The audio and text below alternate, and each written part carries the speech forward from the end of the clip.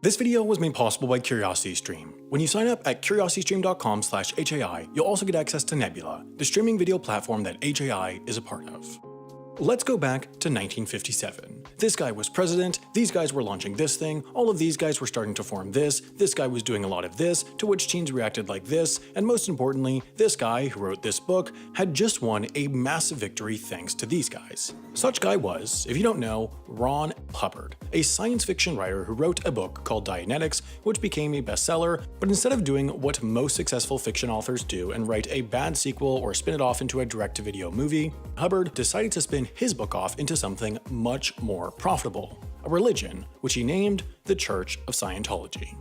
Now, this year, 1957, was a big one for Ron because that's when the IRS recognized Scientology as a religion, thus granting the church tax-exempt status. But then, in 1967, everything changed when the Fire Nation attacked. If by Fire Nation you mean the IRS, and by attacked you mean remove Scientology's tax-exempt status. The IRS claimed that the Church of Scientology wasn't a religious nonprofit, but was engaged in commercial activity to financially benefit Hubbard, most notably through real estate deals. So, desperate to regain their tax-exempt status, the church did the reasonable thing, stopped profiting off their property, stopped funneling money to Hubbard, and started a less exploitative, more charitable— I'm just kidding, they sent spies to infiltrate the US government. The plan was called Operation Snow White, and it was run by the totally not suspicious sounding Scientology Guardian's Office, which was created in 1966 to do the totally not suspicious sounding job of, quote, protecting the interests of Scientology. Operation Snow White specifically can trace its roots to Guardian Order 732, written by Ron Hubbard,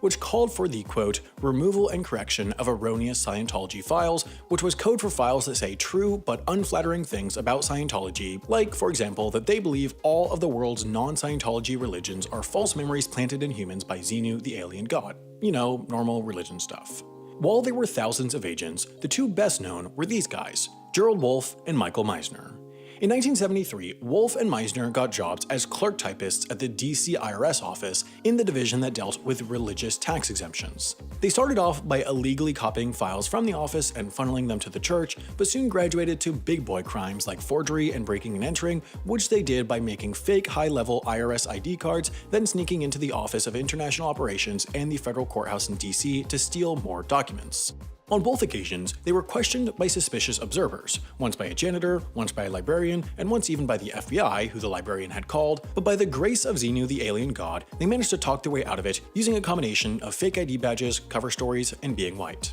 Eventually, though, it turned out that turning your fake religion into a secretive, exploitative, mafia-like crime cult wasn't the type of smooth-sailing, no-drawbacks plan that you'd expect. Soon, the Guardian office got worried that Agent Meisner would go to the police, and so just like any normal church would, they locked him up in a secret facility in California and put him under 24/7 surveillance. But it turns out that spies tend to be good at escaping, and after 3 months, Meisner eluded his captors, called the FBI, turned himself in, and told them everything, which led to the biggest FBI raid in US history when 156 agents descended on Scientology's Los Angeles office, and in addition to finding e-meters and sci-fi books, they also found 48,000 incriminating documents, bugs, fake passes, lockpicks, secret codes, basically everything you'd find in James Bond's suitcase, except instead of being owned by a secret agent, they were owned by a pretend church that teaches people that humans are ancient aliens living inside of bodies that were evolved from clams. The materials recovered in the raid revealed a ton more insane details about Operation Snow White. That an agent successfully bugged an IRS office where they discussed the church's tax-exempt status, that they'd got agents into the US Coast Guard Intelligence Agency, the DEA, and the American Medical Association, and even that Operation Snow White had branches in over 30 countries with codenames like Project Apple for France, Project Mirror for Portugal, and Project Witch for the UK, because what's an international criminal conspiracy without adorable matching nicknames? Later court documents suggested that across all of these projects, the Church of Scientology, a pretend church based on a sci-fi book, likely had as many as 5,000 secret agents infiltrating governments and organizations around the world, which is definitely bad, but is also admittedly an impressive use of science fiction. After all, Star Trek got turned into a so-so movie franchise, Dianetics got turned into one of the largest international government infiltrations in world history. The raid also showed that the Guardian office was additionally behind an enormous number of other bizarre conspiracies,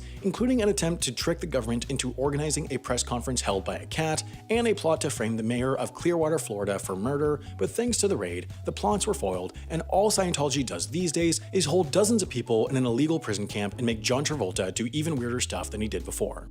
Speaking of things that may or may not be a tax scam, Tom Scott has a new game show. It's called Money, and I am on it. Over 5 rounds, Tom subjects me, Mia Mulder, Sophie Ward, Rowan Francis, and Mike Boyd to 5 games, and then at the end, something happens. Sounds great, right? Well, like all great things, it's available exclusively on Nebula, home to my and plenty of other educational creators' big, ambitious projects. What makes a lot of this possible is Nebula's bundle deal with CuriosityStream, the streaming platform home to thousands of fascinating documentaries and nonfiction shows. By signing up at curiositystream.com/HAI, you'll get access to both for a year for just $20. That's truly the best deal in streaming, and it helps support HAI and plenty of other independent educational creators.